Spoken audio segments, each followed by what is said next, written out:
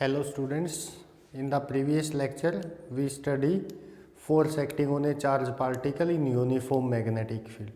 ठीक, तो आज भाई क्या स्टार्ट करेंगे हम उसे आगे पढ़ते हैं। देखो, किसी भी चार्ज पार्टिकल के ऊपर मैग्नेटिक फील्ड में जो फोर्स लगता है वो किसके इक्वल था, q v B sine theta.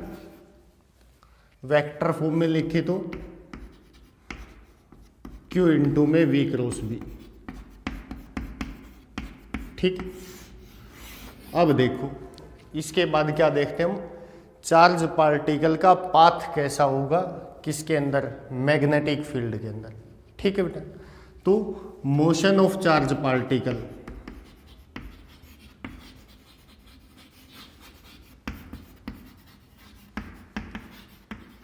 In uniform magnetic field.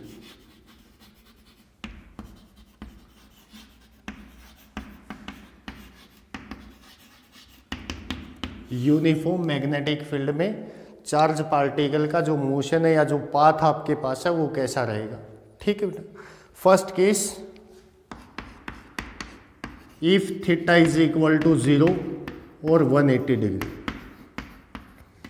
ठीक, अगर थीटा की वैल्यू 0 या 180 डिग्री है तो क्या होगा आपके पास,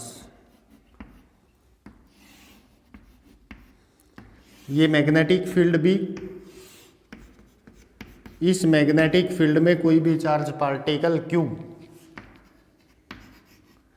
पैरेलल मूव करे मैग्नेटिक फील्ड के, या फिर यही Q एंटी पैरेलल मूव करे चार्ज पार्टिकल के, तो Fm कितना आएगा, थीटा 0 या 180 पुट करोगे तो 0, फोर्स इसके ऊपर कितना लगेगा बेटा 0, फोर्स 0 तो इसका एक्सेलरेशन 0, एक्सेलरेशन 0 तो इसकी वेलोसिटी क्या होगी, कांस्टेंट। ठीक, तो चार्ज पार्टिकल का पाथ जो होगा ना वो क्या होगा, path of charge particle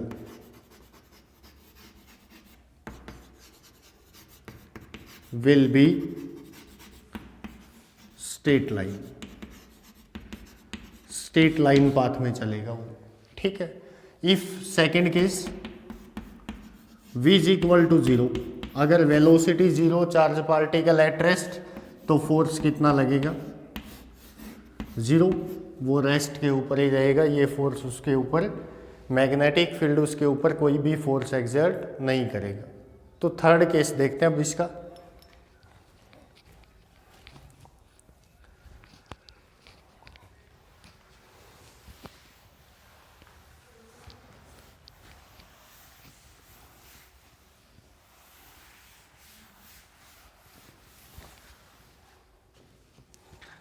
If theta is equal to 90 degree, charge particle magnetic field में परपेंडिकुलरली मूव करे, ये मैग्नेटिक फील्ड मान लें बेटा। ठीक है भाई,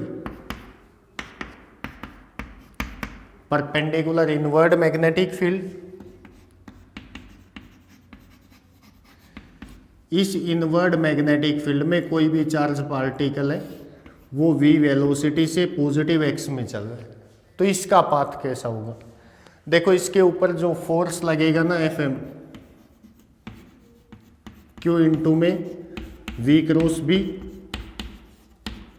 ठीक है बेटा, थीटा 90 हो तो कितना होगा ये Q v B.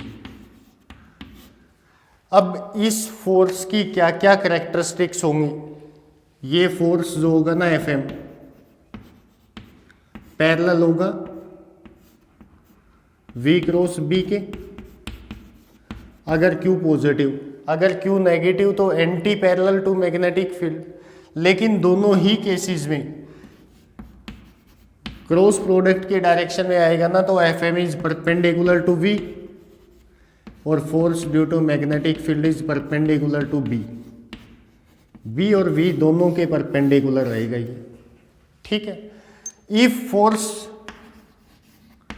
Perpendicular to V, अगर ये V के परपेंडिकुलर बेटा आपके पास, ठीक है, तो अगर दो वेक्टर्स परपेंडिकुलर हो आपस में तो F डॉट V कितना आएगा 0 आएगा। एफ डॉट वी क्या होती है बेटा, पावर। पी की वैल्यू कितनी आएगी इस फोर्स की, 0। तो power delivered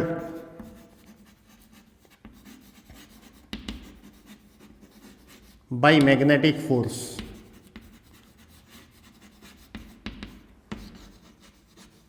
to the charge particle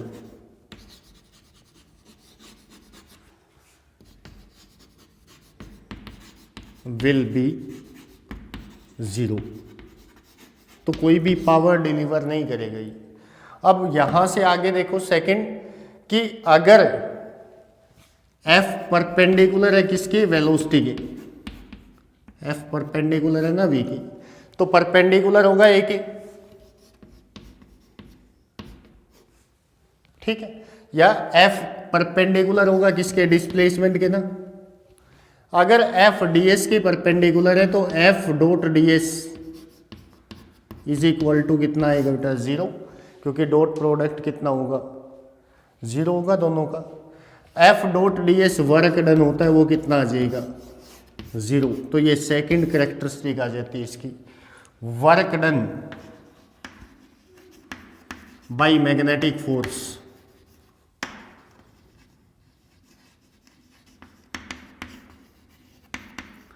on charge particle will be 0। Work done 0 होगा। इसके बाद थर्ड कैरेक्टरिस्टिक क्या आती है कि वर्क डन जो ना वो किसके इक्वल होता है, change in kinetic energy, work energy theorem से।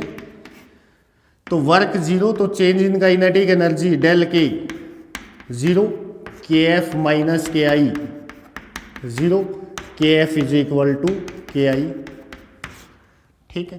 तो यहां से क्या कह सकते हैं हम, स्पीड कांस्टेंट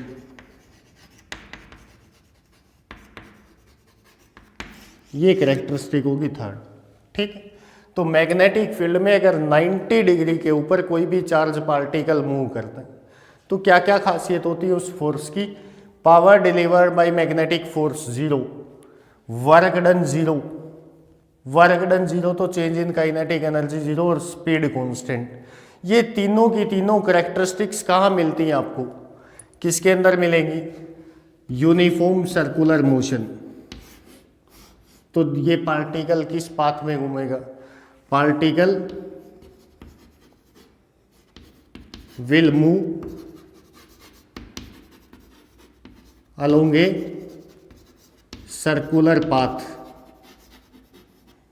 तो इस पार्टिकल का जो पाथ है ना वो सर्कल होगा और यूनिफॉर्म सर्कुलर मोशन होगा क्योंकि स्पीड क्या है, कांस्टेंट। तो ये पार्टिकल यहां से किस में घूम जाएगा, सर्कल में घूम जाएगा, ठीक है। ये आपके पास पार्टिकल का पाथ होगा। अगर ये सर्कल में घूमता है तो इसे क्या चाहिएगा, सेंट्रीपिटल फोर्स। तो देखो आगे,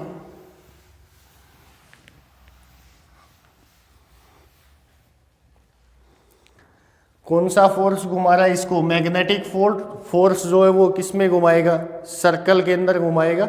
मैग्नेटिक फोर्स कितना है, क्यू वी बी, किसके इक्वल होगा बेटा, m v square by are,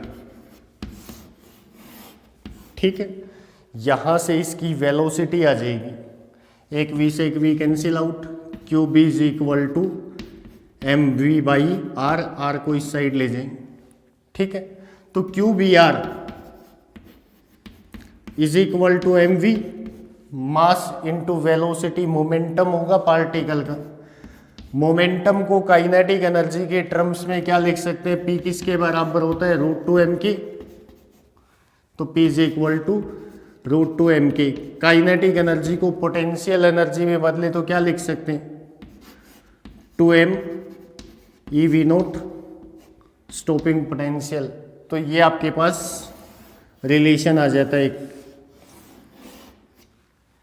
Q B are किसके बराबर होगा, लीनियर मोमेंटम के। Linear momentum root two m के बराबर होता है और के को अगर क्या पुट कर दें, पोटेंशियल एनर्जी के टर्म्स में पुट कर दे तो ई इंटू वी नोट आ जाएगा आपके पास।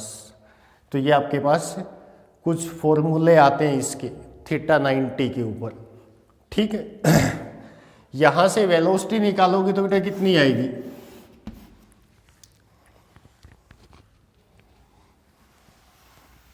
देखो q B r is equal to m v, यहां से वी कितना आएगा, q B are by m. ठीक है। टाइम पीरियड अगर सर्कल में घूम रहा है तो टाइम कितना लेगा, टाइम कितना होगा टी। एक सर्कल के अंदर कितनी डिस्टेंस कवर करेगा ये, 2 पाई आर बाई वी। ठीक है, तो टी की वैल्यू कितनी आएगी, 2 pi R by V. R by V की वैल्यू कितनी आ जाएगी, एम बटे में Q B. T is equal to 2 pi M upon में क्यू बी। ये आपके पास इसका टाइम पीरियड आ जाएगा। ठीक है, यहां से क्या कह सकते हैं हम, time period is independent of speed.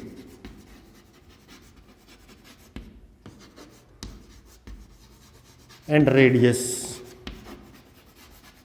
Time period जो आया इस पार्टिकल का वो इसकी स्पीड के ऊपर डिपेंड ही नहीं करता, ना ही सर्कल की रेडियस के ऊपर डिपेंड करता।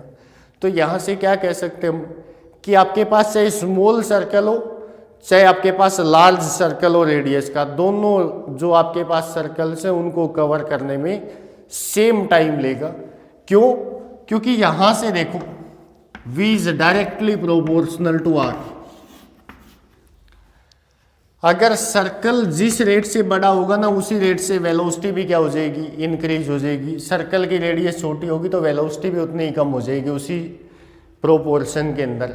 ठीक है, तो इसीलिए टाइम पीरियड जो है ना आपके पास वो किसके ऊपर डिपेंड नहीं करता है, इसके वेलोसिटी के ऊपर और इसके सर्कल की रेडियस के ऊपर। इसके बाद फ्रीक्वेंसी, फ्रीक्वेंसी निकाल लोगे बेटा 1/t, उल्टा कर दो क्यू बी बटे में 2 पाई एम। तो क्यू बी अपॉन में 2 पाई एम क्या आ जाएगी, इस चार्ज पार्टिकल की फ्रीक्वेंसी आ जाएगी। ठीक है, omega V by R, omega की वैल्यू निकालोगे तो वी बाई आर होती है ना, V is equal to R omega. तो ओमेगा कितना आएगा, वी कितनी थी, Q B are by M. We by R करोगे तो कितना आएगा, क्यू बी बाई एम। ठीक, तो यहां से क्या कह सकते हैं बेटा, omega frequency and time period are independent